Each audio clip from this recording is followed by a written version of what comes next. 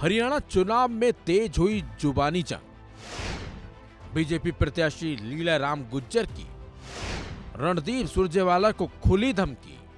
अगर आप कोई गुंडागर्दी दिखाना चाहेगा ना, फिर हमारे से बड़ा कोई गुंडा भी नहीं है। अगर आप कोई गुंडागर्दी दिखाना चाहेगा ना, फिर हमारे से बड़ा कोई गुंडा भी नहीं है।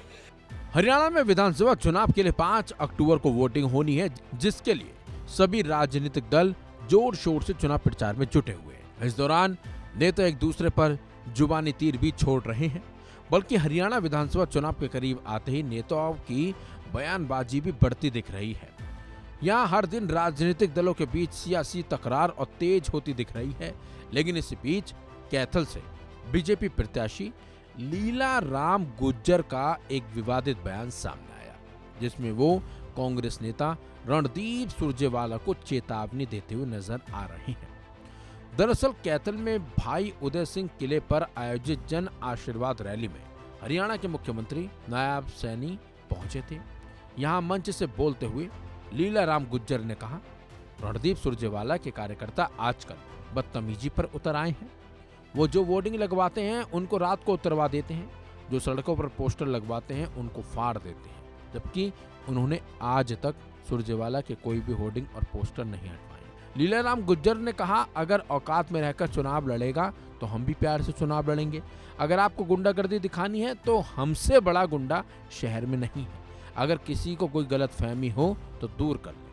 हम ईंट का जवाब पत्थर से देना जानते हैं। बता दें आपको, लीलाराम कैथल विधानसभा से विधायक हैं और इस बार फिर भारतीय जनता पार्टी ने इन्हें इस सीट से चुनावी मैदान में उतारा भी है। चलिए अब आपको सुनाते हैं लीलाराम गुज्जर का पूरा बयान। उन्होंने मंच से कैसे रणदीप सुरजेवाला को चेतावनी दी, सुनिए उनका पूरा बयान। औकात में रह करके चुनाव लड़ेगा तो हम प्यार से चुनाव लड़ेंगे। अगर आप कोई गुंडागर्दी दिखाना चाहेगा ना, फिर हमारे से बड़ा कोई गुंडा भी नहीं है।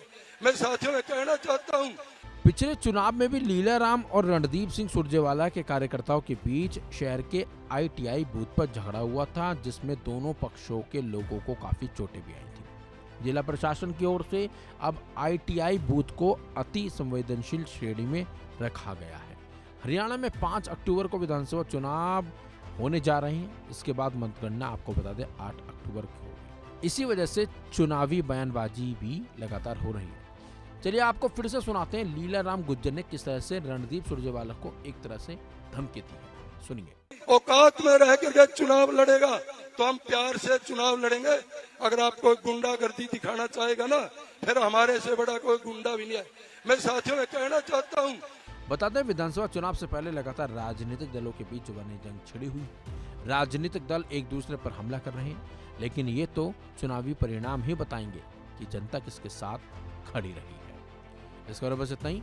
अपडेट्स के लिए बने रहिए वन इंडिया हिंदी के साथ।